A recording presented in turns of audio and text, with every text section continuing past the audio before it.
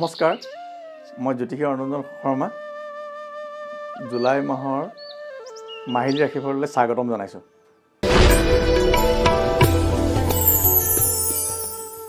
এইবাৰ আহিছোঁ মিথুন ৰাশিৰ জাতক জাতিকাসকলৰ বিষয়ে ক'বলৈ। জুলাই মাহৰ মিথুন ৰাশিৰ অধিপতি হ'ল বুধ। মোটামুটি ভালেই দেখা যায়। বৰ্তমান এই ৰাশিৰ বুধাদিত্য চলি আছে।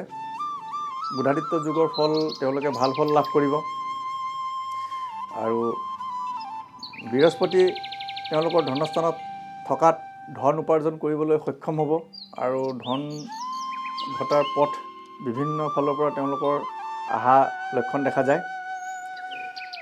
আৰু শুক্ৰ আৰু কেতু একেলগে থাকি কিছু ভাল বেয়াৰ সংমিশ্ৰণ ঘটিব। তেওঁলোকৰ বিভিন্ন ক্ষেত্ৰত যোগাযোগো আহিব আৰু কিছুমান ক্ষেত্ৰত তেওঁলোকে প্ৰতাৰণা বা প্ৰেম প্ৰণয় আদিবিলাকত জাতক জাতিকাসকলে সন্মুখীন হ'ব লগা হ'ব পাৰে। ৰাহু তেওঁলোকৰ নৱমত থকাই পশ্চিম দিশত বিভিন্ন মঠ মন্দিৰ দৌল দেৱালয় দৰ্শন কৰাৰ সুযোগ লাভ কৰিব পাৰে আৰু ধৰ্মৰ প্ৰতি তেওঁলোকৰ ইচ্ছা বাঢ়িব পাৰে। বিশেষকৈ পশ্চিম দিশত থকা মঠ মন্দিৰ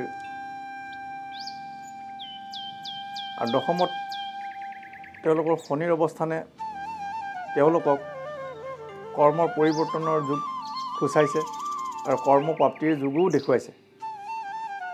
আৰু দ্বাদশত যিহেতু মংগল আছে, তেওঁলোকৰ খা খৰচ বেছি বৃদ্ধি হ'ব পাৰে, গতিকে হিচাপ কৰি চলা তেওঁলোকৰ কাৰণে খুবেই ভাল। আৰু নক্ষত্ৰ হ'ল মিথুন ৰাশিৰ 3টা নক্ষত্ৰ: মৃগশিৰা নক্ষত্ৰ, আদ্ৰা নক্ষত্ৰ, পুনৰ্বসু নক্ষত্ৰ। 5টো মৃগশিৰা, 6টো আদ্ৰা, 7টো পুনৰ্বসু নক্ষত্ৰ। 5 নম্বৰ চক্ৰে 6 নম্বৰ সমুদ্ৰত পৰিছে, 7টো সমুদ্ৰত পৰিছে। চক্ৰত পৰিলে আমি ছাতি দান দিবলৈ পৰামৰ্শ দিওঁ। সমুদ্ৰত পৰিলে শস্য দান, শস্য যিকোনো শস্য হ'ব পাৰে, ধান মাহ সৰিয়হ আদি কৰি আৰু বিশেষকৈ মিথুন ৰাশিৰ জাতক জাতিকাসকলৰ মোটামুটি জুলাই মাহটো ভালেই দেখা যায়।